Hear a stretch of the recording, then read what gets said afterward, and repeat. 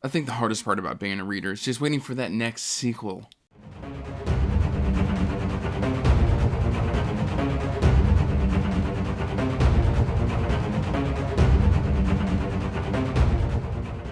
Hey everyone, welcome back to Andrew's Wizardly Reads, and as always, I am Andrew, and today what we are doing is we are talking some self-pub sequels that I am anxiously waiting for. But before we get into that, please like this video and subscribe to the channel, as it does help the channel grow. You can check the description box down below for links to all of my social media, including links to my Discord, links to the Patreon, links to the Amazon wishlist, links to Twitter, what have you. It's all there for you to check out and explore and rifle through.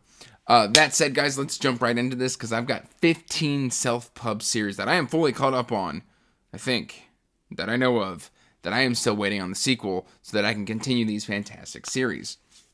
I'm going to start out with my SPFBO 9 semi-finalist, The Price of Power by Michael McKell. And I forget the name of this series, Michael, but I can't wait to see what you do for the sequel. I know you spent a long time writing this one, so I just want you to take your time writing the second one, but I also want it right now.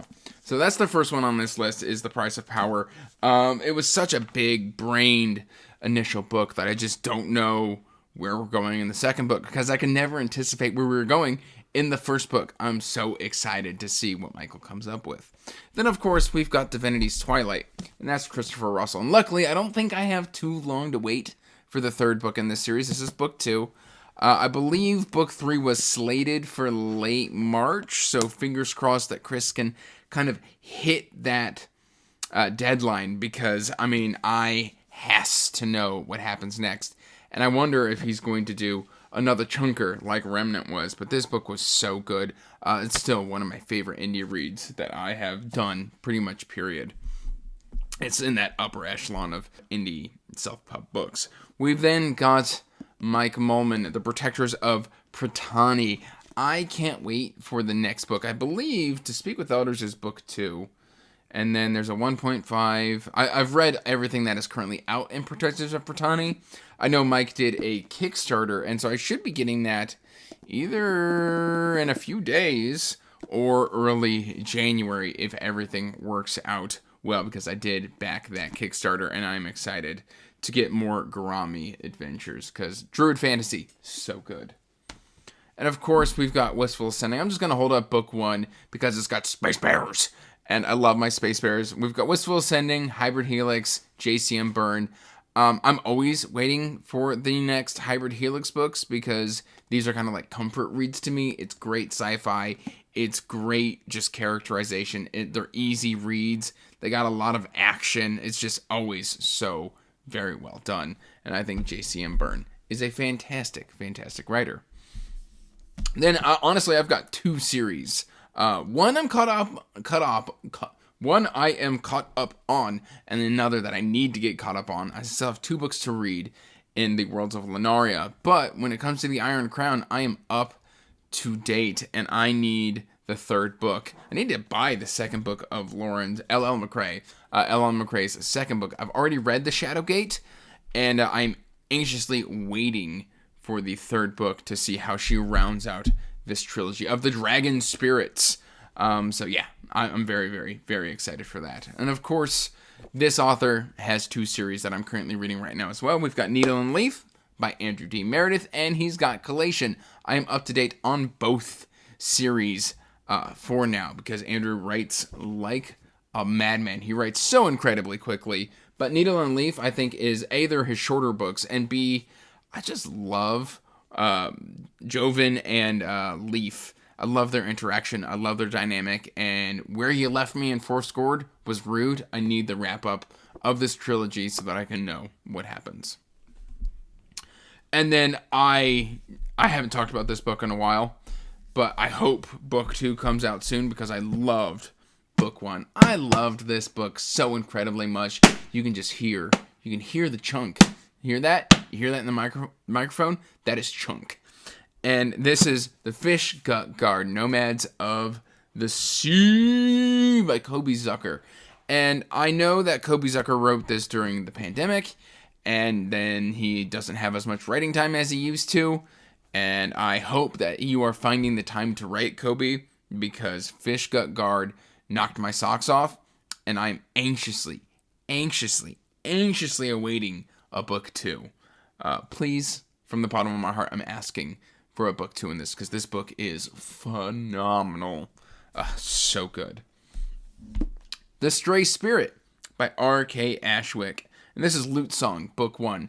Book 1 implies a book 2. And where we end off on this one is we kind of see the characters growing and expanding and healing and stuff like that. This was a great cozy fantasy with an apocalypse. Shocker there. How do you make an apocalypse and cozy work together? But R.K. Ashwick managed to do it. And I know her other series, I believe, is an SPFBO 9 finalist in 2023. So, yeah. But, man, like, I can't wait to see what she does with this series. Oh, so good. After that, we have got, of course, you didn't think I wasn't going to talk about the tragedy of Sedaine. We've got John Palladino, Buzzard's Bowl. And I know he is hard at work on the 3rd novel. And man, this one has some of my favorite action that I've ever read. John Palladino writes just these quick snapshots of the battlefield, and it kept me so engaged. These books are incredibly dark. So far, I've had to do each book in 2 sittings, 2 sessions, I should say. Like, I'll read like a portion, be like, whew, that was heavy. I'm gonna put it down for now, and then I'll come back when it calls to me once again. And then I always end up loving John's work. So I can't wait for the 3rd book in this fantastic series.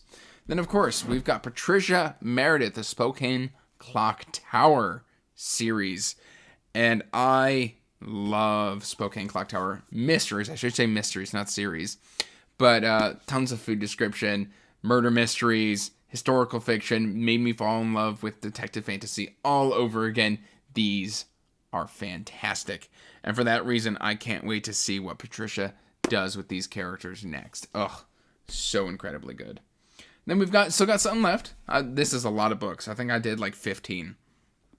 We've got Terravenium Chronicles by Dido Abbott. Volume 1. Volume 1 implies a Volume 2.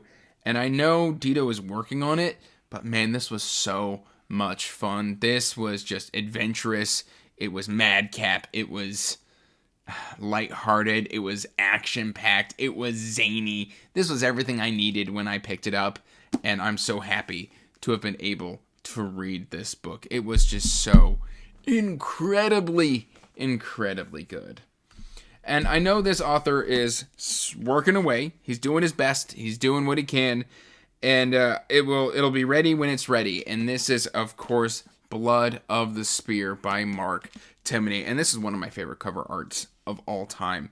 But I know, Mark writes at his own pace. And so it'll be ready when it's ready. I just need to be patient.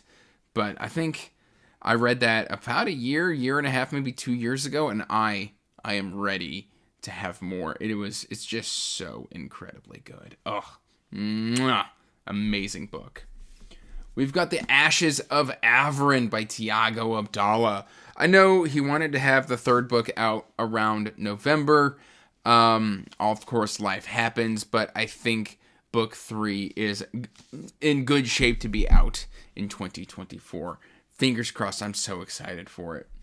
And then, of course, we've got The Assassin of Grenson Secrets. This is book 1, and I believe a planned trilogy. And I don't believe the trilogy quite has a name yet, or at least it doesn't on the edition that I have. But I loved this book, and just the characters in here. Oh, so incredibly good. Saren and Ramses, Uriah. Oh, I loved this story. Just reading the back cover and their names makes me just want to re-experience this book. It's fantastic. She's got another book that's a SPFBO 9 not semi-finalist, finalist. For some reason lately, whenever I've tried to say finalist, I say semi-finalist, and I don't know why my brain is doing that autocorrect, but I want my brain to stop. You hear me? You stop it. Say the right thing, Andrew. Say the right thing.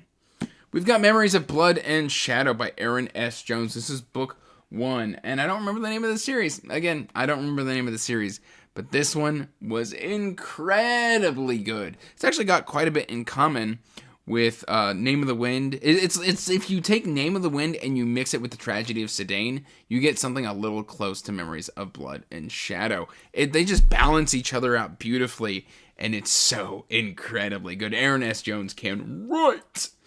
And then, of course, my book of the year for 2023 is only book 2, and I need my book 3 of Legends and Legacies. This is No Port in a Storm. Cal Black knows how to pull me in and write an amazing story. So far, I've read 2 books by Cal Black, plus a novella, and I've loved everything that Cal has written. I can't wait to get more Mildred Barry in my life. Like, when that book drops, you can bet I'm probably going to drop everything I'm currently doing to read it. Read My Shelf Challenge or not. In fact, you know what? That actually fits within the Read My Shelf Challenge, because the Read My Shelf Challenge includes sequels that may not be out yet. Booyah! Loophole! Yeah, I shouldn't have done that. I shouldn't have put that loophole in, but I did. Too late. And then, of course, I believe planned for a 2024 release, we've got the Hellborn King Saga Book 3. I actually did the cover reveal for this one live with the author on my channel. The cover art is amazing, and I cannot wait to see what Christopher has in store for me with that 3rd entry in the Hellborn King Saga. It's going to be amazing. It's going to be huge. It's going to be bombastic. I can feel it, guys. I can feel it. But these are the 15 self-pub series that I am anxiously waiting for their sequels. I can't wait to read them. I can't wait to continue these series. They've all been so incredibly good. That's all I've really got for you today, guys. But let me know what series you're waiting for. And are there some series you would recommend that I add to the list once I'm done with my Read My Shelf challenge in 2076, if I'm still alive. But yeah, I'm exaggerating, of course, but let me know in the comments down below, and that's all I've really got for you. So till next time, peace out, stay magical, bye. And as always, I want to give a huge thank you to my patrons. Thank you for supporting my passion and my hobby.